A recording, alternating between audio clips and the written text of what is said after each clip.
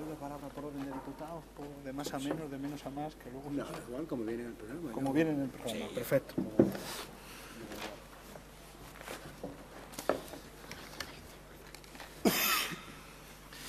Bien, hemos tenido la visión del Ejecutivo, pasamos ahora a la visión del Legislativo Autonómico, que contamos con 3 diputados de la Asamblea de Extremadura que han participado en la elaboración de esta ley y directamente implicados. Contamos con el legislador y vienen a cerrar lo que sabiamente han preparado, pergeñado los organizadores del Congreso. Contamos con Francisco José Ramírez, también con César Joaquín. No, yo soy Valentín. Perdón, es cierto, Valentín. Y también con Víctor Casco. Entonces, lo que hemos acordado para que sea ágil es, vamos a hacer una breve exposición de 10 minutos, ¿sí? 12, para que después haya un segundo turno en el que pueda haber réplicas y reproduzcamos un poco el debate político aquí y también entre los grupos y los ciudadanos. Así que, sin más, damos la palabra ya a Francisco José para que nos diga, representante del Grupo Popular.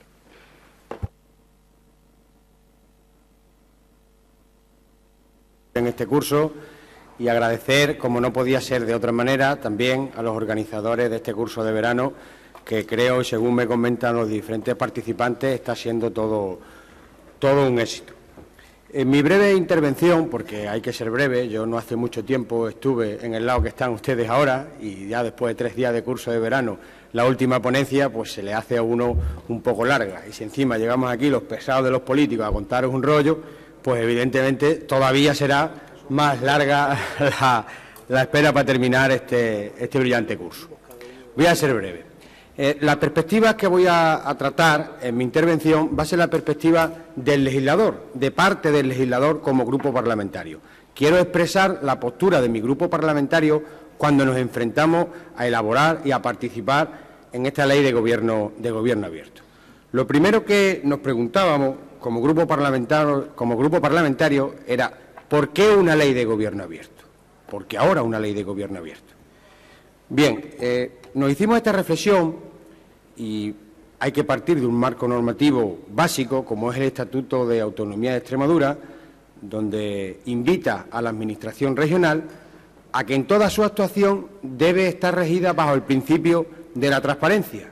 Pero es que si leemos la Constitución española y si leemos este Estatuto de Autonomía, en varias ocasiones se le insta a todos los poderes públicos a que faciliten la participación de los ciudadanos en la vida económica, cultural, social y también política. Este es el mandato normativo que se realiza a todos los poderes públicos.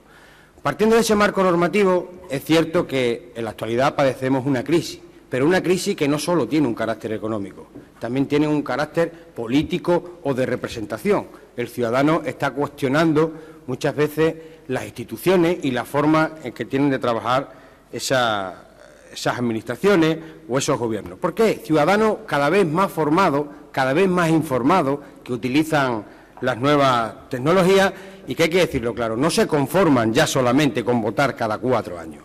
Quieren participar y quieren colaborar con la Administración y con los gobiernos, quieren participar de la vida pública.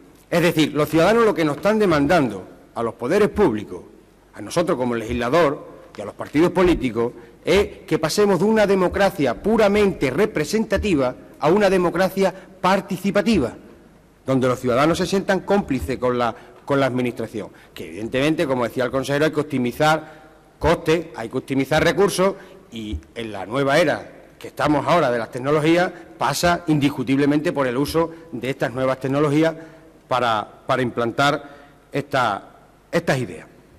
Por eso mi grupo parlamentario, para responder a esa exigencia ciudadana, decide, junto con el Gobierno y junto con el resto de grupos parlamentarios, participar y colaborar en que sea una realidad la ley del gobierno abierto en Extremadura. Hay que acercar la Administración y los gobiernos al ciudadano. Es un mandato y, por tanto, nuestro grupo parlamentario recoge el guante y se involucra en la participación de esta ley. Que, por cierto, quiero poner hoy aquí en valor que es la única ley de gobierno abierto de todas las administraciones regionales que se ha aprobado por unanimidad. Es decir, que esta reflexión inicial que mi grupo parlamentario realiza también la realizan los otros grupos parlamentarios y por lo menos estamos de acuerdo en la primera piedra para seguir avanzando en esta ley. ¿En qué asentamos nosotros el gobierno abierto? En 3 pilares fundamentales que ya se han tratado aquí esta mañana. En la transparencia, en la participación y en la colaboración. Y como decía Nagore esta mañana, por ese orden, porque es que tiene que ser por ese orden. El gobierno abierto no es un concepto nuevo. Lo que pasa es que recientemente, a partir de enero del año 2009, el famoso memorándum de Obama es donde se impulsa y se hace eco la mayor parte de los medios de comunicación sobre lo que supone el gobierno abierto asentado en estos tres pilares. Brevemente, sobre los 3 pilares. La transparencia. La idea, y creo que ha sido consensuada por los 3 grupos parlamentarios, y creo que también lo hemos expresado con acierto en la ley, es configurar el derecho de información del ciudadano como un derecho absoluto. Es decir, la Administración tiene que publicar absolutamente todo, y el ciudadano no tiene ni tan siquiera que motivar la solicitud de una determinada información. Y además la Administración tiene la obligación de resolver. ¿Y qué es lo que tiene que publicar la Administración? Cuando digo todo, todo es desde la disposición de carácter general, como puede ser una ley o como puede ser un reglamento, hasta los convenios, hasta las ayudas, hasta los programas, evidentemente los presupuestos, los convenios de colaboración, los contratos públicos, todo. Tiene que publicar todo. Y a la luz de esta publicación de toda la información, nuestro grupo parlamentario considera que hay que poner en valor una nueva posibilidad de negocio que no hay que despreciar en los tiempos que corren, habida cuenta de cómo funcionamos en el empleo. Una nueva oportunidad de negocio que son las empresas infomediarias. Es decir, cualquier empresa, cuando se ponga esta ley en marcha, puede crear un producto nuevo, puede crear una aplicación informática. Se me ocurre, por ejemplo, las ayudas de una determinada consejería en un determinado sector, por ejemplo, en medio ambiente.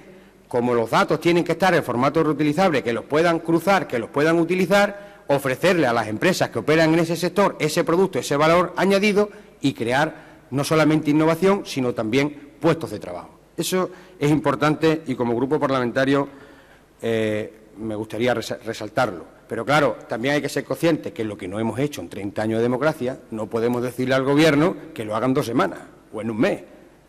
Entonces, la ley establece un criterio de prioridad para abrir esos datos a la ciudadanía. En primera instancia, los datos de carácter empresarial o carácter mercantil por estas posibilidades de negocio, después la información geográfica, la información estadística y, por último, también la información legal.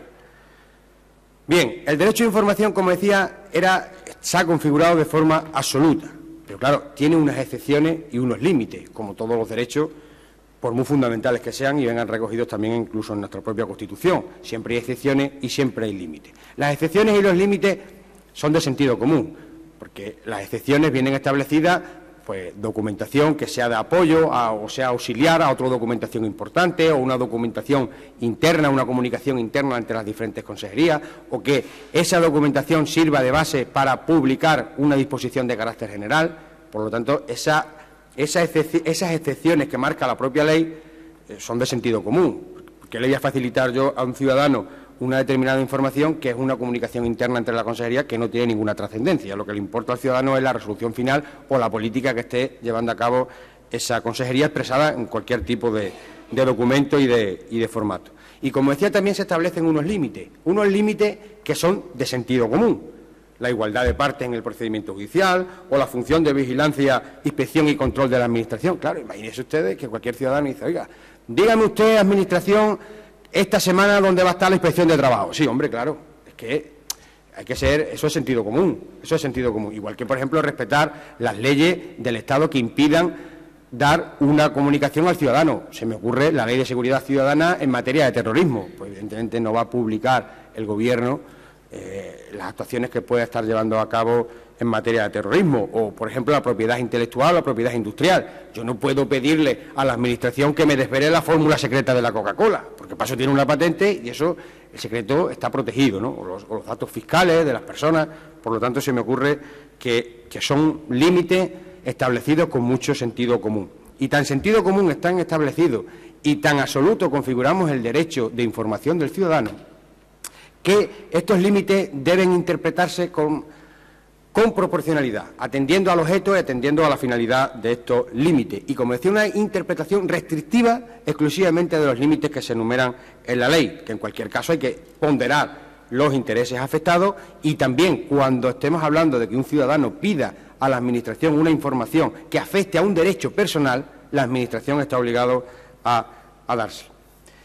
Bien, de participación y de colaboración, entendiendo la participación como el conocer esa opinión de la ciudadanía, estableciendo unos canales de comunicación entre la Administración y el ciudadano para que éste se involucre en la toma de decisiones, y entendiendo la colaboración como el aprovechamiento de esa información, de ese conocimiento, de esa experiencia colectiva para crear un beneficio común, no solamente al ciudadano, sino, por eso decía común, de la Administración, del Gobierno y de los propios ciudadanos. Dos cuestiones quiero resaltar de la ley. Por un lado, el Consejo Extremeño de Ciudadanos y, por otro lado, la iniciativa normativa popular. El Consejo Extremeño de Ciudadanos venía recogido en el borrador de la ley. Era una propuesta del Partido Socialista que recogió el Gobierno, y nuestro grupo parlamentario en principio era reacio. Y era fue una cuestión muy discutida y muy debatida, porque nosotros como grupo parlamentario no queríamos, recogiendo ese mandato del ciudadano, ni engordar la Administración, ni tampoco intentar suplir a los representantes de los ciudadanos. Finalmente acordamos una redacción por la que creamos un órgano abierto y que se le encomendaba verdaderamente la participación y la colaboración, porque si vemos el articulado de la ley, lo que se le dice al Consejo de Ciudadanos: oiga, ustedes tienen que incentivar y tienen que promover debates de actualidad. Ustedes lo que pueden hacer es formular propuestas a las instituciones públicas para que recojan en sus políticas activas. O ustedes también se les va a encomendar el control de la participación. Ustedes van a emitir un informe anual sobre el grado del cumplimiento de las administraciones de este grado de participación en las diferentes instituciones. Ustedes, si quieren, lo elevan a la mesa de la Asamblea y lo discutimos en el Pleno. No hay ningún problema, eso lo prevé la ley. Vamos a ver en qué queda el Consejo de Ciudadanos y Ciudadanas, porque necesitamos un reglamento que desarrolle su régimen interior y su funcionamiento, y veremos a ver. Y ahora la iniciativa normativa popular. Esto se ha explicado mal, porque algunos medios de comunicación, incluso mis propios compañeros, le chocaban esto de la iniciativa legislativa popular, establecida la ley con 2.000 firmas. Oiga, es que esto no contraviene la ley de iniciativa legislativa popular o incluso el propio Estatuto de Autonomía, donde se están exigiendo 45.000 firmas para tramitar esa iniciativa legislativa popular. Bien, aquí le hemos dado un duro golpe a Romanoni, porque, como ustedes sabrán, decía: bueno, ustedes hagan las leyes y a mí déjenme el reglamento. Pues aquí lo que estamos hablando es de la potestad reglamentaria de la Administración. Es decir, cualquier ciudadano que reúna 2.000 firmas puede instar a la Administración a que desarrolle una ley. No estamos contraviniendo lo que dispone el Estatuto ni lo que dispone la ley en relación a la iniciativa legislativa popular. Estamos hablando de iniciativa normativa popular, y eso también hay que diferenciarlo. Y por último, en relación al régimen sancionador, ya ha explicado aquí nuestro consejero que una ley no puede tener simplemente inspiraciones más o menos de tipo político o de tipo filosófico. Una ley, para que sea una ley, tiene que tener verdadera vocación de cumplimiento. Y si no hay sanciones en una ley, estaremos hablando de un código ético, estaremos hablando de cualquier otra consideración, pero desde mi punto de vista no es una ley si verdaderamente no se exige el cumplimiento de esa ley, pero se va a complementar con el Estatuto de Cargos Públicos, como ha dicho nuestro consejero, donde se reflejarán las sanciones por el incumplimiento de esta ley de gobierno abierto. Ya termino con una breve reflexión para el debate, para que le deis un pensamiento que es el que inspira a mi grupo parlamentario cuando abordó el gobierno abierto. ¿Ustedes creen que una sociedad donde las instituciones públicas no son transparentes o donde no se tenga en cuenta la opinión y las aportaciones ciudadanas para realizar las políticas que nos afectan a todos, es una sociedad del siglo XXI? Yo creo que no. Mi grupo parlamentario está convencido de que no. Por eso mi compromiso y el compromiso de mi grupo parlamentario con esta ley, y por eso el compromiso también de este Gobierno, para que verdaderamente acerquemos la Administración y el Gobierno al ciudadano y intentemos mitigar o paliar en esa medida la crisis institucional de representación política que decía al principio que intentamos combatir con medidas como esta. Nada más y muchas gracias.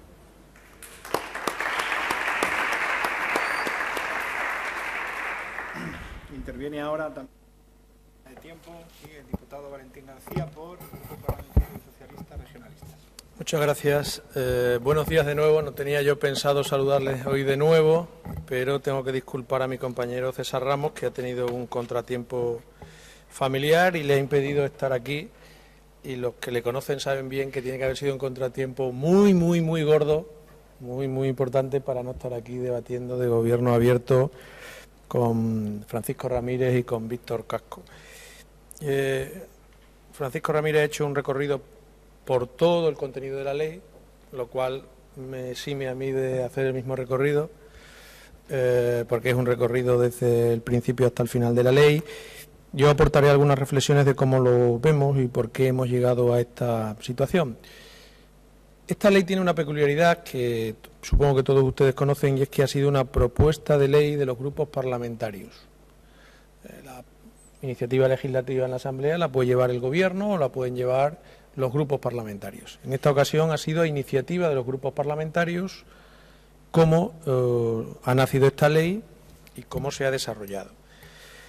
Y eso, que puede ser en otros casos mera circunstancia política, en este caso tiene una profunda carga de sentido, porque los grupos parlamentarios los partidos, cuando se presentaron a las elecciones, llevábamos en los programas electorales el gobierno abierto, la participación ciudadana, establecer una ley de gobierno abierto, y la verdad es que en este caso, a diferencia de otros, hemos cumplido nuestro programa electoral porque hemos impulsado la ley de gobierno abierto. Evidentemente nuestro borrador, nuestra propuesta, la que registramos en la Asamblea, no es esta. Nuestra propuesta tenía algunas peculiaridades, pero evidentemente cuando uno tiene la intención de consensuar una ley, pues tiene que llegar a un texto en el que todos nos reconocemos. ¿Qué es lo que ha pasado en la sociedad para que estemos hablando desde hace unos años para acá, de gobierno abierto y de gobierno participativo, o de la participación de la ciudadanía? Pues lo que ha pasado es una cuestión de la que deberíamos sentirnos especialmente satisfechos, y es que la sociedad española en los años 70, 75, 80 tuvo una gran efervescencia la participación ciudadana en la vida pública. Y era lógico, porque veníamos, como decíamos ayer, de un régimen de dictadura en la que estaban prohibidos los partidos políticos y los derechos ciudadanos de participación en la vida pública. Por tanto, los ciudadanos cogieron, pues se abrazaron a la posibilidad que le daba la nueva situación política para tener participación muy activa en la política. Entonces los mítines eran multitudinarios. Es decir, los pueblos, en la Plaza de los Pueblos de Extremadura, cuando se hacía un mítin de un partido político, había muchísima gente. Se llenaba la Plaza del Pueblo. Es más, había en muchos casos, y los que son de mi generación lo recordarán, es que la ciudadanía iba a escuchar, no una vez al partido más cercano tuyo, más simpatizante, sino que la gente iba a escuchar a todos. ¿Por qué? Porque estábamos en esa fase nueva. Ahora ya la gente va solamente a escuchar a los suyos, y nosotros hablamos para nuestros parroquianos, no hablamos para los ciudadanos en general. Hablamos en general a través de Internet y nos relacionamos en general a través de Internet, pero no en los mítines. Los mítines son para los parroquianos. Pero entonces no, era una cosa muy interesante. Luego, como todas las sociedades democráticas maduras, nos equiparamos con los países europeos y entramos en una fase de delegación de la participación.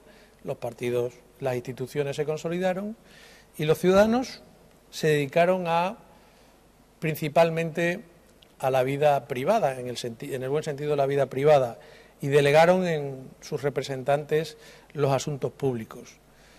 La crisis institucional y de valores que se ha ido instalando, no por la crisis económica, sino porque venía ya de antes, entre los representantes y los representados, es lo que nos ha llevado a que en la última década haya muchas iniciativas de mucho tipo que hayan puesto de manifiesto que la brecha entre los representantes y los representados iba siendo mayor y había que contrarrestarla para todos aquellos que pensamos que la política tiene que tener un lugar central en la vida pública, que no puede haber una sociedad civilizada y moderna que pueda vivir al margen de la política. Podrá haber una forma u otra de política, podrá haber una política más participativa o menos, pero no hay sociedad democrática como tal, no hay sociedad moderna como tal que pueda vivir al margen de la política. Y han surgido muchas iniciativas y al final de todas ellas ha habido una cuestión instrumental que le dio a esto mucha velocidad y han sido, bueno, pues todo lo de la red, las nuevas tecnologías, han impulsado de manera muy importante eso que estaba en el debate académico, en el debate político, en el debate de reflexión de por qué la ciudadanía se estaba alejando de la política. Y la red ha servido para democratizar mucho la política y para democratizar mucho la participación. Y de ahí, de todas esas experiencias, ha surgido la necesidad de que entremos en esto que se llama ahora gobierno abierto, gobierno participativo, que no voy a extenderme más porque hay mucha literatura al respecto y seguro que todos ustedes la conocen. ¿Qué hemos hecho nosotros desde nuestro grupo parlamentario, desde nuestro partido, para aportar al gobierno abierto? Bueno, el gobierno abierto es un concepto que todos compartimos. De hecho, bueno, pues ha quedado bastante bien recogido en la ley y yo creo que nos sentimos todos suficientemente reconocidos en este texto legal de cómo tenemos que hacer un gobierno, gobierne quien gobierne, en la Junta de Extremadura, pero también en los ayuntamientos, porque es de aplicación a los ayuntamientos y a la Asamblea de Extremadura, cómo tenemos que hacer para que los ciudadanos sientan que todas estas puertas son absolutamente de cristal, pero más que de cristal son absolutamente transitables hacia afuera y hacia adentro, porque pueden ser de cristal, pero pueden estar herméticamente cerradas y puedes mirar, pero no puedes participar. Lo bueno que tiene nuestra ley es que es transparente, pero hace también participativa la función de los ciudadanos. ¿Qué aportamos nosotros a esta ley? Pues aportamos el Consejo de Ciudadanos. Pensábamos que era muy importante, y además tenemos un desarrollo que evidentemente no forma parte de la ley porque era una posición de parte. En el desarrollo del reglamento lo propondremos para discusión cuando haya que desarrollarlo. Nosotros proponíamos que un Consejo de Ciudadanos de la misma composición, en el mismo número que la Asamblea de Extremadura, 65 diputados, pues 65 ciudadanos, representantes de muy diversos colectivos, pudieran tener un foro de debate, de participación y de propuesta hacia la Asamblea de Extremadura. Y yo pues saludo que entre todos nos hayamos puesto de acuerdo para recoger ese Consejo de Participación, que ya lo desarrollaremos, espero que con el mismo consenso con el que hemos elaborado esta ley. Pero ¿se puede esperar a tener leyes para hacer participativa a la sociedad? ¿O hay que esperar a tener una ley para que la gente nos conozca de verdad? ¿O para tener información reutilizable en formato reutilizable? Yo creo que la ley lo que nos da es un marco obligatorio para los que nos dedicamos a la política. Pero en esto se trata siempre de tener voluntad. Yo voy a poner algunos ejemplos de lo que nosotros hemos hecho y de lo que vamos a seguir haciendo, estando en el Gobierno, estando en la oposición. Nosotros cuando estábamos en el Gobierno en la legislatura 2007-2011, antes de acabar la legislatura, en el último año, en la página web de la Junta de Extremadura publicamos todos los contratos mayores y los contratos menores. Es verdad que no nos obligaba a nadie, pero era una apuesta porque era una necesidad y una reivindicación de la sociedad que había que empezar a avanzar en ese camino. Y abrimos una página para la participación ciudadana a través de Internet que era el proyecto Opina Extremadura. Evidentemente perdimos las elecciones y evidentemente dejamos de gobernar Extremadura y hay un nuevo gobierno y nosotros pasamos a la oposición. Y en la oposición nosotros, aparte de impulsar esta ley, pues hemos creído conveniente que los ciudadanos tengan un conocimiento exacto de cuál es, por ejemplo, la declaración de la renta de los diputados del Grupo Parlamentario Socialista. Y en la página web del partido nosotros hemos publicado las últimas 5 declaraciones de la renta de los diputados del Grupo Parlamentario. Y así cualquier ciudadano que quiera ver las 5 últimas declaraciones del diputado Valentín García Gómez, pues podrá entrar en la página web del PSOE, podrá picar en mi casilla y podrá ver las declaraciones hasta la última que he presentado hace un mes, que todavía no está subida y que estará subida a partir del mes de septiembre. ¿Por qué?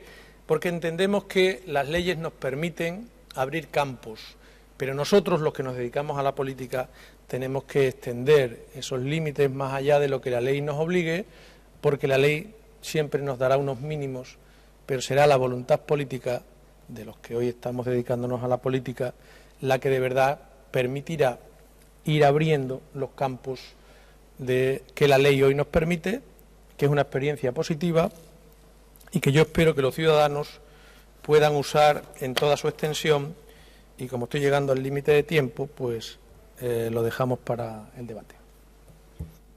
Perfecto, muchas gracias, Valentín. Damos ahora la palabra a Víctor Casco, también le pedimos esta disciplina en el tiempo. Muchas gracias. Creo que van a poner un PowerPoint por aquello de las costumbres que tiene uno de explicar apoyado con una cierta imaginería que le ayude a especificar o a poner con claridad qué es lo que quiere decir. En primer lugar, agradecer la invitación que se nos ha formulado para participar en esta mesa redonda y hacer unas valoraciones generales, políticas, ideológicas acerca de la ley que hemos aprobado y por qué hemos aprobado además y en qué momento lo hemos hecho. Cuando uno tiene que hablar de la ley de gobierno abierto, lo primero que se tiene que preguntar es de qué partimos, porque no surge de la nada, no surge caída del cielo. Hay unos preámbulos, hay unos hechos determinantes que nos obliga, en este caso a los grupos parlamentarios, a las fuerzas políticas, a tomar el pulso a un hecho trágico de la historia reciente de este país y que es el siguiente.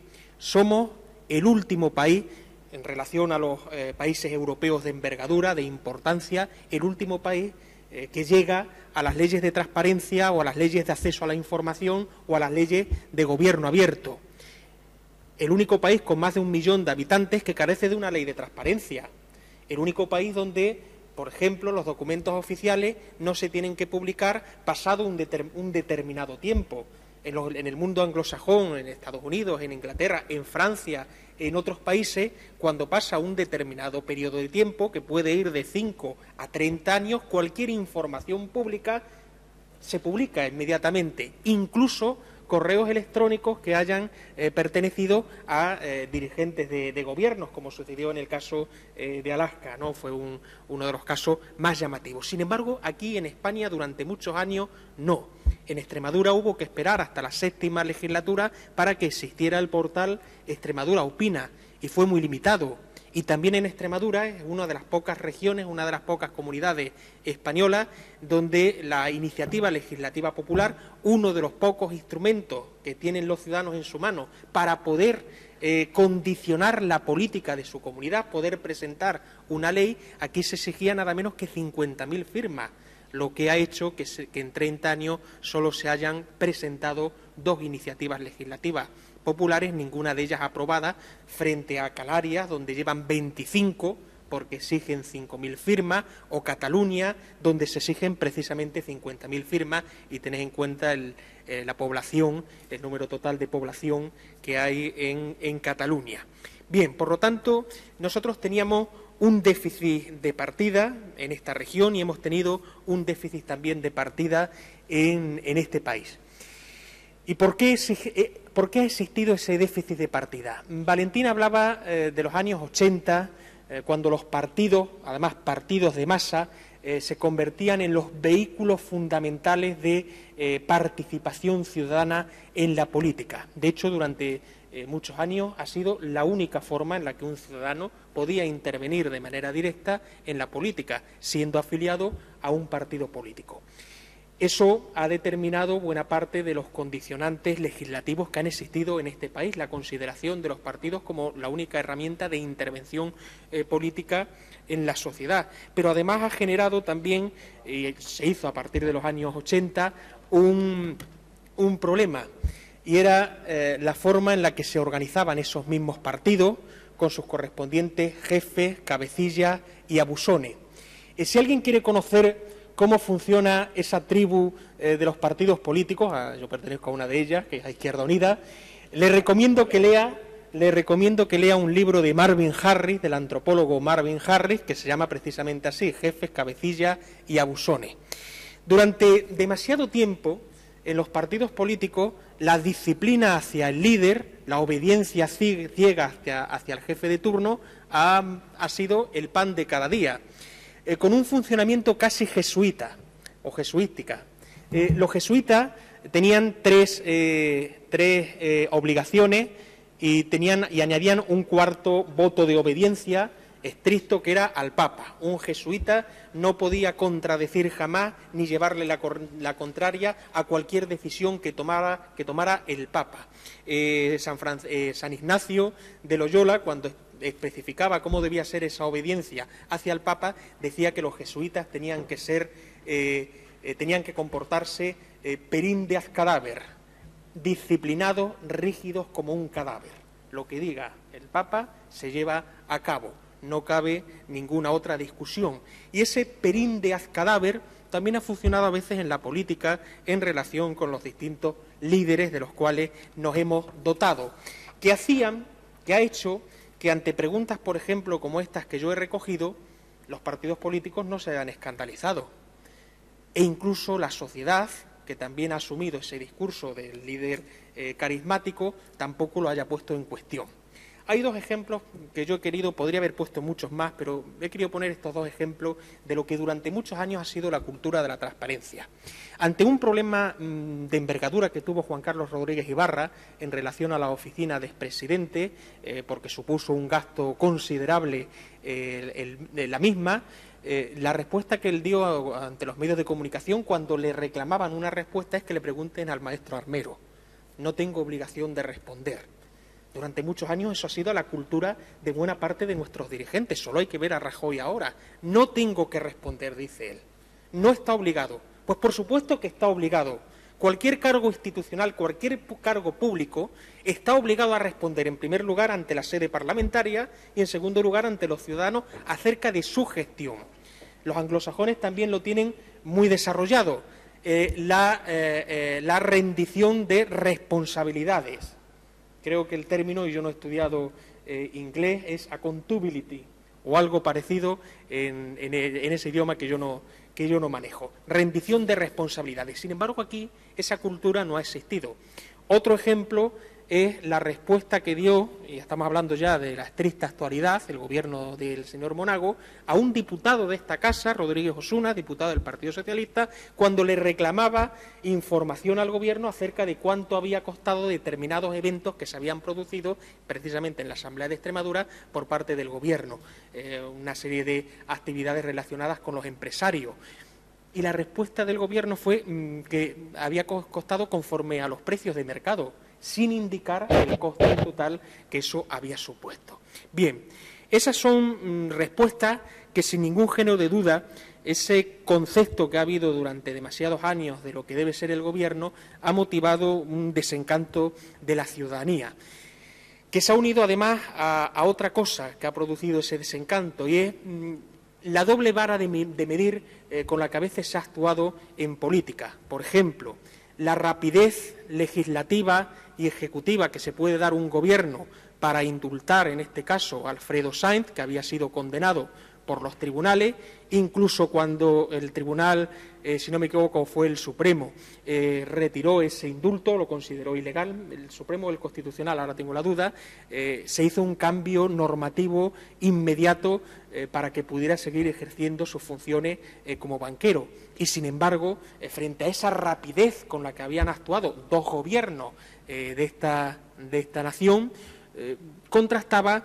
con la parálisis, con el procedimiento legislativo lento a la hora de abordar uno de las problemáticas mayores que hemos tenido en este país, como ha sido el de los desahucios.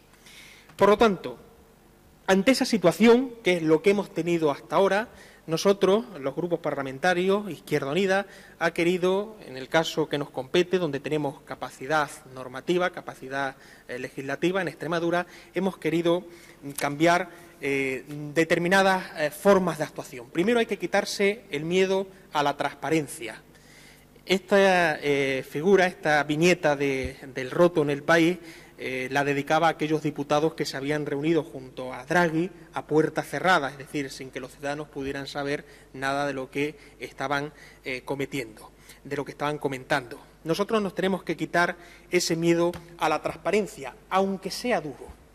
He traído aquí un ejemplo de cómo seguimos teniéndole cierto recelo a la transparencia, que además nos afecta a los tres partidos, para que veáis que yo no intento cargar las tintas exclusivamente sobre el Partido Popular o el Partido Socialista, lo cual sería, aparte de demasiado fácil, demasiado erróneo.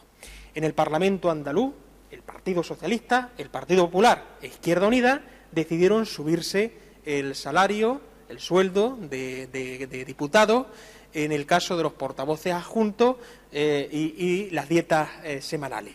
Y lo hicieron en la más absoluta oscuridad, sin que se le diera la más mínima publicidad. Lo que pasa es que hoy, con los medios de comunicación que tenemos, con las redes de información ciudadana que existen, al final todo se sabe y, por supuesto, el escándalo fue tal que al final tuvieron que dar marcha atrás en esa decisión.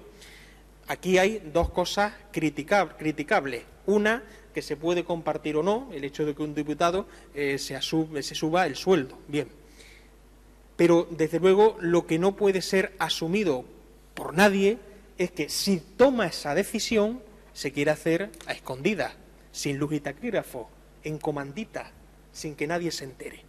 Por lo tanto, ese miedo a la transparencia es lo primero que uno tiene que quitarse de la cabeza. Los partidos políticos tienen que asumir que no pasa nada porque los ciudadanos empiecen a conocer datos sobre su organización, sobre sus gastos, sobre su modelo de funcionamiento, etcétera. Nosotros hemos regulado en la Ley de Gobierno Abierto tres aspectos fundamentales: el derecho a la información de los ciudadanos, el deber de información de la Administración y el derecho a la participación ciudadana. Dos derechos y un deber. El derecho a la información antes se ha explicado, aquí tenéis el artículo primero, todo extremeño tiene el derecho a acceder a una información que obre en manos de la Administración regional y la Administración regional se la tiene que dar de manera veraz y objetiva, y eso afecta a la Junta de Extremadura, a la Asamblea de Extremadura, a las empresas públicas y fundaciones, a la universidad, al ayuntamiento, aunque esto habrá que regularlo, y a las empresas, personas físicas o asociaciones que colaboren o tengan algún tipo de subvención con la administración pública. En otras palabras, todo órgano que dependa del dinero público tiene la obligación de ofrecerle la información que reclame un ciudadano. ¿Cómo se ejerce? Petición de un ciudadano, un plazo de respuesta, que son 30 días hábiles, aunque en la ley se especifica que si el funcionario se la puede dar en ese momento, se lo haga, es decir, que no tenga que esperar un tiempo y además que pueda utilizar esa información, hacer una reutilización, por lo tanto va a estar en software no propietario. Eso es lo que permite, como decía mi compañero, que se puedan crear determinadas empresas. El segundo aspecto, deber de información de la Administración. Lo pida o no un ciudadano, determinada información debe ser pública. Es decir, tenemos que construir instituciones que tengan paredes de cristal. Pondré un ejemplo que me afecte a mí. Con la Ley de Gobierno Abierto, los ciudadanos tienen que saber mi salario, mi declaración de la renta y mis bienes, que puedan acceder, por ejemplo, a mi declaración de la renta. Ahí la tenéis, 50.000, pagué 14.700 en impuestos y además me ha salido negativa, es decir, la Hacienda me tiene que devolver 209 euros. Tiene que saber que en mi caso no poseo ni coche ni casa, tengo muchos libros, eso sí, y que mis salarios son 3.000 euros. En el fondo son 2.960 euros, pero he redondeado hacia arriba, 3.000 euros. De hecho, la mayoría de los diputados cobramos 3.000 euros.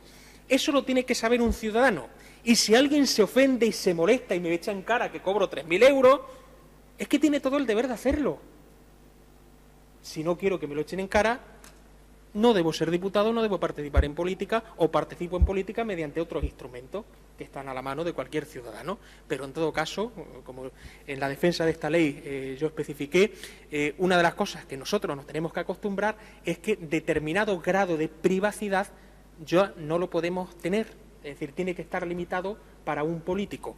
Del mismo modo que tiene privilegio, también debe tener algunas obligaciones más considerables, distintas a las que pueda tener cualquier otro ciudadano. Por ejemplo, no tenemos derecho a determinado grado de privacidad. Se tiene que saber cuánto cobramos, cómo vivimos y de qué manera, para que el ciudadano pueda conocer cómo actúa su representante. También tiene que conocer la actividad parlamentaria. Es decir, tendrá que saber si ese diputado presenta iniciativas, aquí tenéis las mías, tendrá que poder acceder a las intervenciones que tiene para cuestionarle si es necesario. Tendrá que saber cuántas iniciativas, cuántas propuestas presenta el grupo parlamentario al que ha votado. El último aspecto es el de la participación ciudadana. Del mismo modo que hay que quitarse el miedo al derecho a la información, también hay que quitarse el miedo a la participación ciudadana. He puesto aquí un ejemplo del 15M, cómo antes del surgimiento de ese movimiento la gente pedía que la ciudadanía se responsabilizara y participara, hablaban de la apatía ciudadana. Y en el momento en el que surgió y ocuparon las plazas, como era algo bastante incómodo, la gente empezó a criticarlo. O el caso más evidente de la plataforma de afectados por las hipotecas, donde una de las acusaciones que se le ha hecho por parte del Gobierno es que prácticamente se comportan como los nazis, como si los nazis se hubieran dedicado a ir por las casas de los judíos diciéndoles si se puede. Pues no, eso no lo solían hacer los nazis, desde luego supone una perversión, incluso una trivialización de algo que fue una auténtica barbaridad humana. ¿Qué se regula en la ley? Y voy a ir terminando. Presupuestos participativos. Os habréis notado que aquí no se ha dicho, y no se lo he escuchado al consejero, pero la ley regula los presupuestos participativos, y nosotros vamos a exigir. La ley dice que los presupuestos tienen que contarse con la opinión de la ciudadanía. Los presupuestos los hace el Gobierno, lo aprobará la Asamblea de Extremadura si tiene que aprobarlo. No lo van a hacer los ciudadanos ni lo van a aprobar los ciudadanos, pero existe el derecho a que te pidan tu opinión acerca de cómo deben ser esos presupuestos. Debate público. Los partidos políticos, los grupos parlamentarios, podremos debatir entre nosotros, como hacemos en la Asamblea de Extremadura todos los días, pero además con público delante que te puede interrogar, que puede intervenir, que puede formularte preguntas. Iniciativa normativa, como explicaba muy bien mi compañero Francisco, que se trata no solo de instar al Gobierno a que pueda presentar una ley, sino hacer alguna propuesta, por ejemplo, 2.000 firmas para que se haga un hospital, no sé ahora mismo, en Zafra, lo tiene, pero imaginaros, 2.000 firmas y la Administración regional estaría obligada a estudiar esa petición y a responder a esos ciudadanos de por qué va a hacerlo o por qué no va a hacerlo, o presentar una iniciativa también ante la Asamblea. Y el Consejo Extremeño de Ciudadanos y Ciudadanas, que el Partido Socialista inicialmente proponía restringido a 65 miembros, con lo cual habría que elegir a qué asociaciones o qué colectivos debían estar presentes y, por lo tanto, entramos en un terreno siempre peligroso y que al final, porque esto es lo bueno del consenso, conseguimos que no tuviera límite y, por lo tanto, cualquier ciudadano, cualquier colectivo social que quiera formar parte del Consejo de Ciudadanos y Ciudadanas de Extremadura tiene derecho a formar parte de él y a discutir con sus administradores, con su gobierno, con sus diputados acerca de las acciones que se tienen que hacer en política. Termino. El Consejo Consultivo, cuando leyó esto del Consejo Extremeño de Ciudadanos, dijo prácticamente que estábamos subvirtiendo el orden y que íbamos a cambiar la democracia representativa por la democracia asamblearia. No es así. Ojalá hubiéramos podido hacer eso. Lo único que planteamos es las leyes, las propuestas, las van a seguir aprobando los diputados, lo van a seguir haciendo el Gobierno. Un ciudadano no podrá tener esa responsabilidad, pero al menos sí tendremos que estar obligados, los diputados y el Gobierno, a dialogar con los ciudadanos, a hacer que la democracia consista en un ejercicio que se practica todos los días. Por lo tanto, tenemos que acostumbrarnos a eso y no en algo que se ejerce durante unos minutos cada 4 años, provocando la ilusión de la soberanía. Y nada más. Esto es la valoración que nosotros hacemos de la Ley de Gobierno Abierto que hemos conseguido impulsar en la Asamblea.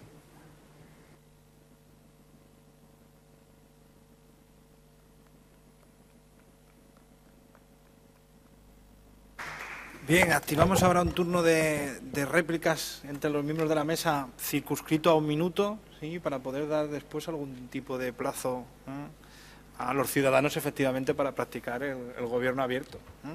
Entonces, agradeciéndole la disciplina que han tenido con el tiempo, le pido la misma disciplina a los 3 diputados con la réplica, ¿sí? Y por el mismo orden, ¿no?, que hemos hecho antes. Bien, voy a intentar ser breve y ajustarme a ese minuto. Yo he dado la posición de mi grupo parlamentario desde una perspectiva del legislador, no desde una perspectiva política, porque entendemos que para hacer política pues están los foros de la política. Hoy venimos aquí a explicar a los ciudadanos cuál es el sentir de nuestro grupo parlamentario como legislador, no como grupo parlamentario, sino como forma parte del legislador. Y como parte del legislador, yo le digo a Valentín que efectivamente que las tecnologías es un uso prácticamente ahora cotidiano, pero que ya viene de lejos, y que el marco normativo del gobierno abierto no es nuevo, que el Estatuto de Autonomía y que la Constitución española hablan de transparencia, hablan de participación y hablan de colaboración, y que ahora hay que hablar de voluntades políticas de poner eso en marcha, y que en el año 2007 el anterior gobierno, cuando publicaba parte de los contratos, no lo hacía en formato reutilizable. Entonces eso no es gobierno abierto, no se podían cruzar los datos.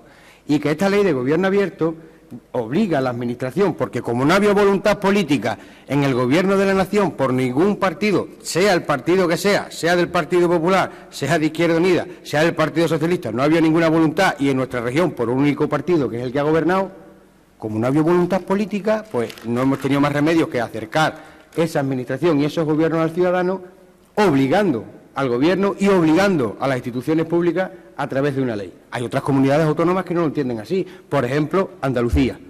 Pero que en Andalucía, también, Víctor, ahí no se trata de partidos políticos que sean más o menos transparentes. Es cuestión de personas. Porque al señor Cayo Lara le preguntan, por ejemplo, se me ocurre, oiga, ¿usted por qué no explica qué hizo con ese 1 millón de euros de los trabajadores que no pagó el IRPF? Y él no dio ninguna explicación, él dice, oiga, mire usted, es que es una estrategia del Partido Popular para no llamar la atención. No contesta. O como el señor Valdera, oiga, explica usted eso del piso, a ver cómo consiguió el piso y tal. Y el señor Valdera dice, eso es una estrategia del Partido Popular para que no se hable de la ley antidesahucio. O sea que no es cuestión de partidos políticos. El señor Rajoy, pues igual, pues si tiene que comparecer ante Bárcenas, que comparezca y que lo explique, es evidente. O sea, pero no se trata de partidos políticos, es una cuestión de personas, y es una actitud de persona, por lo menos así lo veo yo. Y la actitud que hemos tenido aquí, las personas que hemos participado en la ley de gobierno abierto, ha sido una actitud integradora. También, efectivamente, avalada por nuestros partidos políticos, que en este caso no hemos trabajado realmente como partidos políticos, sino como grupos parlamentarios. Y como grupos parlamentarios todos hemos cedido, todos nos hemos dejado pelos en la gatera para que esta ley salga por consenso. Y por lo tanto es un valor que hay que poner a la sociedad, y hay que poner en valor y hay que decirle a la sociedad. Los 3 grupos parlamentarios por fin nos hemos puesto de acuerdo en algo por lo menos que es importantísimo, como es regular estos derechos que vienen en la Constitución y el Estatuto de Autonomía. Por tanto, yo entiendo que esa voluntad de acercar la Administración y los gobiernos al ciudadano es un mandato que hemos recogido los 3 grupos parlamentarios en el guante. Nosotros, los que estamos aquí, con independencia de lo que pasa en Andalucía, de lo que pasa en Madrid, de lo que pasa en Cataluña, somos un gobierno transparente, somos grupos parlamentarios transparentes y, por tanto, nuestro compromiso con la sociedad extremeña en esta ley. Nada más.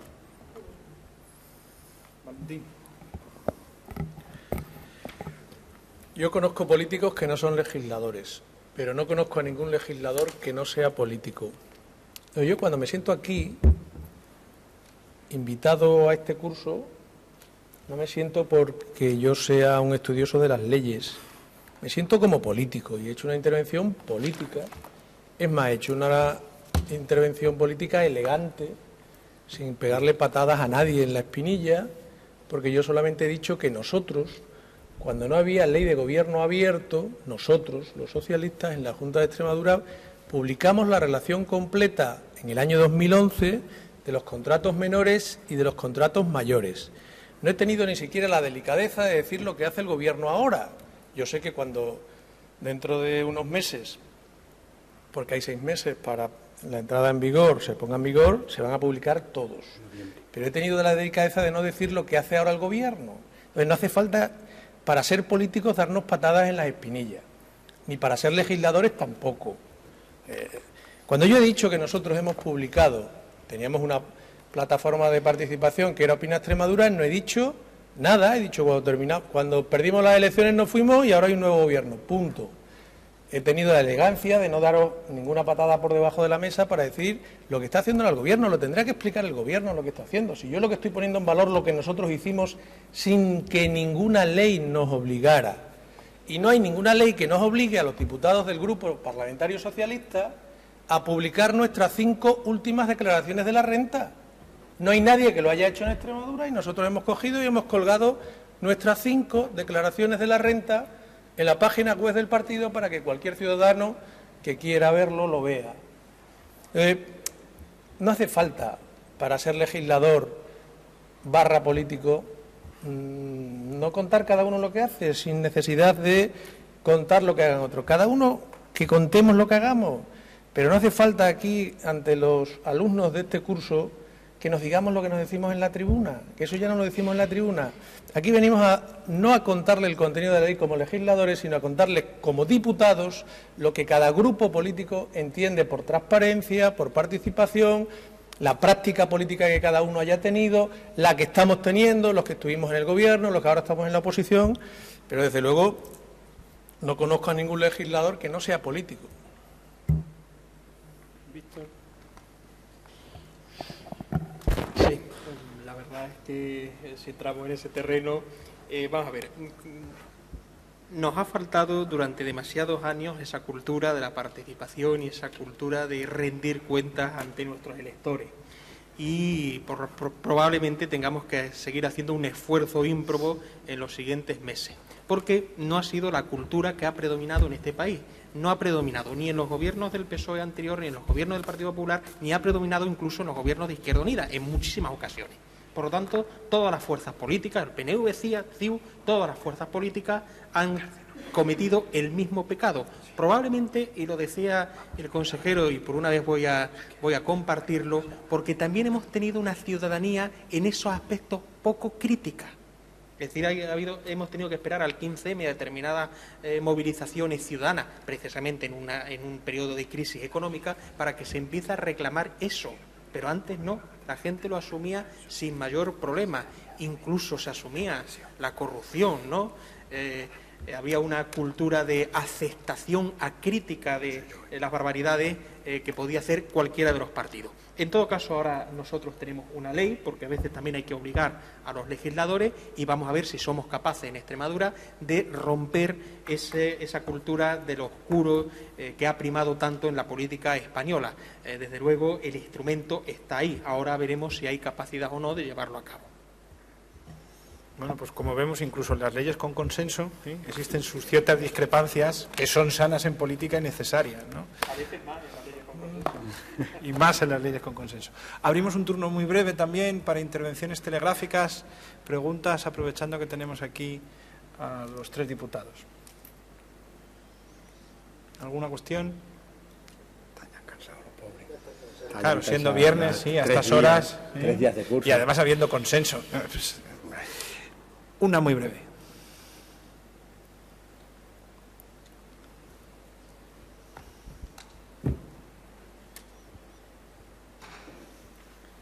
Bueno, buenas tardes.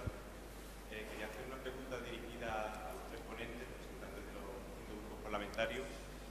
Como ciudadano extremeño me alegra mucho que haya consenso o que haya habido consenso en la elaboración de esta ley, pero tengo cierto miedo y cierto escepticismo con respecto a varios puntos, pero sobre todo con respecto a uno muy concreto, como es el desarrollo o la creación y el desarrollo del Consejo Extremeño de Ciudadanos y Ciudadanas. ¿Creen que se va a mantener el consenso? ¿Creen que realmente se va a poner en marcha ese organismo y que va a tener la utilidad que se espera de él? Sí, brevemente. En primer lugar, muchas gracias por tu felicitación por el consenso, que aunque algunas veces la discusión es sana en democracia, y no lo parezca, pero sí hemos consensuado la ley, y yo espero y deseo que consensuemos también el reglamento que defina el funcionamiento y el desarrollo de este Consejo de Ciudadanos y Ciudadanas. El Gobierno abierto no solamente requiere a unos políticos o a unas instituciones públicas comprometidas, también requiere que los ciudadanos sean activos, que participen y colaboren y que tengan voluntad verdaderamente de participar y de colaborar. Es decir, nosotros, como decía Víctor, ponemos el instrumento. Y hemos puesto las bases en la Ley de Gobierno Abierto. Y ahora hay que desarrollar un reglamento donde, atendiéndonos a esas bases, establezcamos el régimen de funcionamiento y el régimen interior de los miembros que lo van a componer, que va a ser un consejo abierto, para que participe todo el ciudadano que lo desee o los colectivos que lo tengan a bien. Ahora bien, si funciona o no funciona, la responsabilidad no va a ser de los grupos parlamentarios, ni va a ser de las instituciones públicas.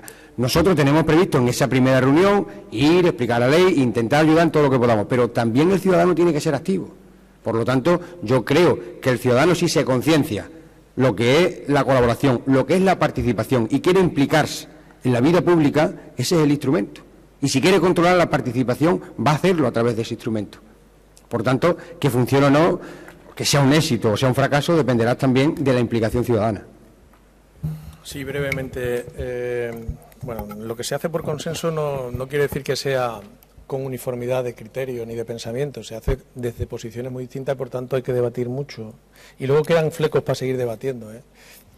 Nuestro compromiso, que el Consejo de Participación de los Ciudadanos Extremeños funcione cuanto antes. Y nuestro compromiso, que tiene que ser regulado por consenso. Una ley que nace por consenso no tendría ningún sentido que los reglamentos...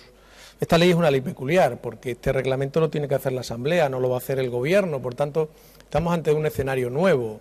No es el Gobierno el que va a hacer el desarrollo reglamentario de esta ley en esta parte, porque no le corresponde al Gobierno, a la Junta de Extremadura, sino a la Asamblea. Luego la Asamblea tiene que hacer un desarrollo reglamentario de una ley por primera vez en su historia, y entonces la Mesa y la Junta de Portavoces tendrán que tener una función que hasta ahora en 30 años no hemos tenido. Por tanto, es un reto que también tiene la Mesa y la Junta de Portavoces de hacer una reglamentación de esta parte de la ley que permita que funcione, que permita que los ciudadanos puedan participar, y una vez que hayamos hecho un buen reglamento, pues evidentemente hay que esperar de la participación proactiva de la ciudadanía para que el Consejo funcione bien. Yo estoy convencido que va a funcionar bien porque todos tenemos voluntad de que así sea. Sí, esta ley ha surgido en un Parlamento sin mayoría absoluta, lo cual tiene muchas ventajas. No voy a hacer una ucronía y reflexionar sobre qué hubiera pasado si, pero en todo caso ese papel ha sido determinante, el que ninguna fuerza política tuviera mayoría absoluta, y por lo tanto están obligadas a consensuar entre ellas, o por lo menos a convencer a alguno de los grupos parlamentarios que le permita obtener la mayoría de 33 votos. En segundo lugar, esperemos que no suceda con la frase fatídica de Romanones, que le decía a los legislativos, al Congreso de los Diputados: ustedes hagan la ley, que ya haré yo el reglamento. Y por lo tanto pervertía a través de ese instrumento incluso aquello que se legislaba. En este caso creo que no, porque es una ley consensuada, como decía Valentín, por lo tanto se supone que el desarrollo reglamentario también lo va a ser. Pero además en el Consejo Extremeño tuvimos la siguiente precaución, y fue por un ciudadano, por la participación ciudadana. Cuando nosotros nos reunimos decidimos romper el esquema protocolario que suele regir en las intervenciones, con minutos tasados y con un presidente que te puede dar o quitar la palabra. Hicimos una comisión de micrófonos abiertos, todo el mundo podía intervenir en cualquier momento e interrumpirse entre ellos, la única forma de avanzar cuando está analizando artículo a artículo. Y en segundo lugar, los ciudadanos podían participar a través de Internet, a través de Twitter y mediante otros mecanismos, aportando propuestas. Y uno de ellos nos aconsejaba que el Consejo Extremeño no estaba vinculado a ninguna institución. En principio, no estaba asignado quién iba a desarrollarlo, y decidimos que fuera la Asamblea de Extremadura. Por lo tanto, es un órgano vinculado a esta casa, y tiene que ser esta casa, donde no hay mayoría absoluta, donde se desarrolle el reglamento que afecta al Consejo Extremeño de Ciudadanos.